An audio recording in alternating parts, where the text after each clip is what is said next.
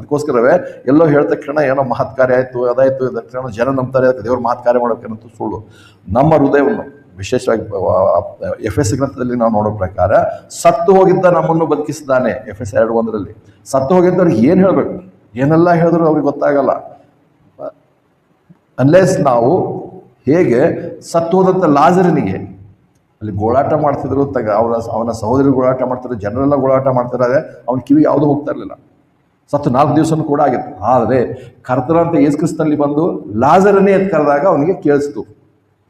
So ಇಲ್ಲಿ ಅನ್ಯರಿಗೆ ಮತ್ತು ಅಷ್ಟೇ ಅಲ್ಲ, ಈ ಸುಳ್ಳು ಪಂಗಡದವರಿಗೆ ಯಾಕೆ ಸತ್ಯ ಅರ್ಥ ಆಗಲ್ಲ, ಸತ್ತು ಹೋಗಿದಾರೆ ಅವರು. ಬೈಬಲ್ ಓದಲ್ಲ, ಬೈಬಲ್ ಅರ್ಥ ಮಾಡ್ಕೊಳ್ಳಲ್ಲ, ಕೇವಲ ಅವರು ಸುಳ್ಳು ಗುರುಗಳು ಹೇಳಿರೋ ತಲೆ ತುಂಬಿಕೊಂಡು ಅವೇ ವಾಕ್ಯಗಳ ಪಟ್ಟಿ ಮಾಡಿ ಮತ್ತೆ ಸರಿ ಇವರು ಓದ್ತಾರಲ್ಲೋ ಗೊತ್ತಿಲ್ಲ, ಬೈಬಲ್ ಓದ್ತಾರಲ್ಲೋ ಗೊತ್ತಿಲ್ಲ, ಅವ್ರು ಪಟ್ಟಿ ಕೊಟ್ಟಿರ್ತಾರೆ ವಾಕ್ಯ ನೋಡಿ ಇಲ್ಲಿ ಒಂದು ಇಂಥ ವಾಕ್ಯ ಅವು ಬರ್ಕೊಂಡು ಅದೇ ಹಾಕೋದು ಫೇಸ್ಬುಕ್ಕಲ್ಲಿ ವಾಟ್ಸಪ್ಪಲ್ಲಿ ಅವೇ ವಾಕ್ಯಗಳು ಹಾಕ್ತಾರಂತ. ಬೇರೆ ನಮ್ಮದೇ ಇರೋಂಥ ವಾಕ್ಯಗಳನ್ನು ಓದಿದರೆ ದೇವರ ಮಹತ್ವ ನಮಗೆ ಗೊತ್ತಾಗುತ್ತೆ. ಅದಕ್ಕೆ ನಾವು ನೋಡ್ತೇವೆ. ಅದಕ್ಕೆ ಸಂಬಂಧ